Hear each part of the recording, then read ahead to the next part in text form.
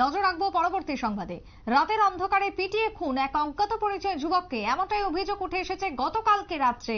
অজ্ঞাত পরিচয় যুবক কাঠালিয়া বাজার সংলগ্ন অসীম দাস নামের এক ব্যবসায়ীর বাড়িতে প্রবেশ করে তার গাড়ি ভাঙচুর করা হয় বলে খবর। শনিবার গভীর রাতে আমতলী থানার অন্তর্গত এই ঘটনা। বাড়ির মালিক অসীম দাস সহ স্থানীয় এলাকাবাসীরা বেধড়কভাবে মারধর করে ফেলে রাখে অজ্ঞাত পরিচয় ওই ভবঘুরেকে। পরে আমতলী থানার পুলিশ খবর পেয়ে ছুটে যায় ঘটনাস্থলে।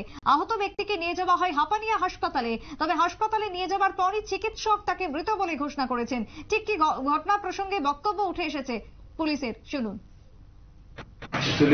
গতকাল রাত 7:30টার দিকে এখানে কাঁঠালতলী বাজারে একজন ব্যবসায়ী অসীম দাস তার ঘরে ঢুকিয়া একটা আনন্দন বহুগুরের মতো, আর এই এলাকার মানুষকে চিনে না।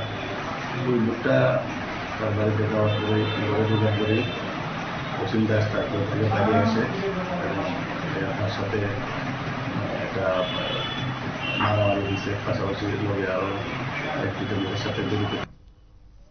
পুলিশের বক্তব্য আপনারা শুনলেন। ঘটনাকে কেন্দ্র করে চলছে তদন্ত এবং এই ঘটনার তদন্ত অনুসারে যারা অভিযুক্ত তাদেরকে গ্রেপ্তার করা হবে, সাজা দেওয়া হবে, এমনটাই দাবি করেছে আমতলী থানার পুলিশ। ছোট্ট বিরতির পর ফিরে আসবো, সঙ্গে থাকুন।